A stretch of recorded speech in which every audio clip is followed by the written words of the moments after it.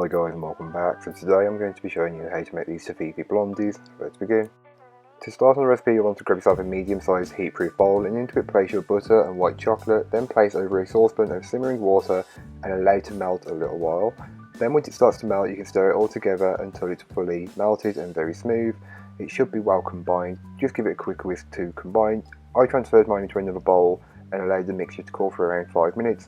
Then you can go ahead and add in your granulated white sugar and just whisk that in until it's fully incorporated. You can then go ahead and add in your dry ingredients, just whisking them in until they are combined. It will form more of a dough, but don't worry, this is completely normal. Then you can go ahead and add in your eggs, followed by the vanilla, and just whisk them all in until it's fully combined into the mixture, and you'll notice that the mixture becomes much more liquid, and that's completely normal. And finally, you can go ahead and add in some white chocolate chips and just fold them in until they are fairly distributed throughout the batter. Then give your bowl a good scraping down just to incorporate any bits that may not have been fully worked in from earlier on. Then you can go ahead and grab your 8-inch cake tin which you've lined with parchment paper and pour all of your blondie batter directly into it, getting as much out of the bowl as possible.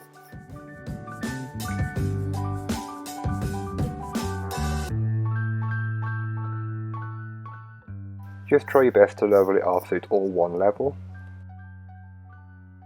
This is completely optional, but it adds a lot more flavour. You can take some milk chocolate spread and place it in dollops on top of the blondie batter.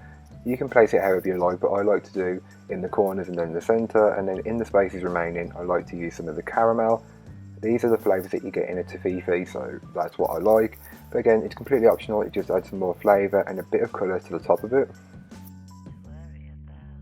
Then you can take a butter knife and just swirl it all around until you've got a pretty swirl on top. This way you should get some of the flavour in each of the bites that you take, or however you slice it up.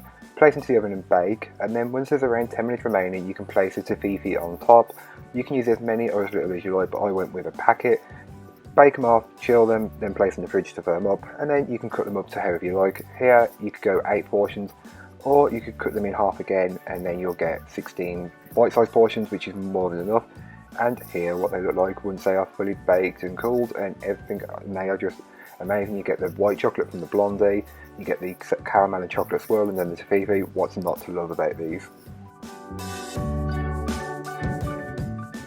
So thank you so much for watching, I hope you've enjoyed. If you did, don't forget to like, comment and subscribe for more from me, and I'll be back again tomorrow with another recipe, so join me then.